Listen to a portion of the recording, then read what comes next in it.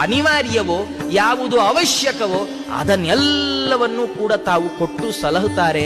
ಜೊತೆಗೆ ಅವರು ಒಂದು ಕಣ್ಣೋಟ ಬಿದ್ರೆ ಸಾಕಂತ್ರಿ, ನಮ್ಗೆ ಹೆಚ್ಚೇನು ಬೇಡ. ರಾಯರ ಮುಂದೆ ನಿಂತು ನಾವೇನ್ ಕೇಳ್ಕೊಳ್ಬೇಕು? ಅಪ್ಪಣ್ಣಾಚಾರ್ಯ ನಮ್ಗೆ ಹೇಳ್ಕೊಡ್ತಾರೆ. ಅವರು ಹೇಳ್ತಾರೆ, ರಾಯರ ಮುಂದೆ ನೀವು ನಿಲ್ತೀರಲ್ಲ, ರಾಯರ ಮುಂದೆ ನಿಂತಾಗ ಅವರನ್ನು ಕೇಳಿ, ಸ್ವಾಮಿ ನಂಗೆ ಒಳ್ಳೆ ಮನೆ ಬೇಕು, ಒಳ್ಳೆ ಕೆಲಸ ಬೇಕು, ಒಳ್ಳೆ ಸಂಬಳ ಬೇಕು, ಒಳ್ಳೆ ಉದ್ಯೋಗ, ಮತ್ತೊಂದು ಬೇಕು, ಮಗದೊಂದು, ಅದೆಲ್ಲ ಕೇಳಬೇಡ್ರಿ. ಸ್ವಾಮಿ ನಿಮ್ಮ ನೋಟ ನನಗೆ ಬೇಕು, ನಿಮ್ಮ ಕಣ್ಣೋಟ ನನ್ನ ಮೇಲೆ ಬೀಳ್ಬೇಕಷ್ಟೇ ಸಾಕು. ಯಾಕಂದ್ರೆ ಇದು ಯಾವಾಗ್ಲೂ ಸಿಗೋಲ್ಲ. ನಾವು ರಾಯರನ್ನು ಯಾವಾಗ ಬೇಕಾದ್ರೆ ನೋಡ್ಬೋದು, ಆದ್ರೆ ರಾಯರು ನಮ್ಮನ್ನು ಯಾವಾಗ್ಲೂ ನೋಡಲ್ಲ. ಯಾಕೆಂದ್ರೆ ಅವರು ದೇವರನ್ನು ನೋಡ್ತಾರೆ.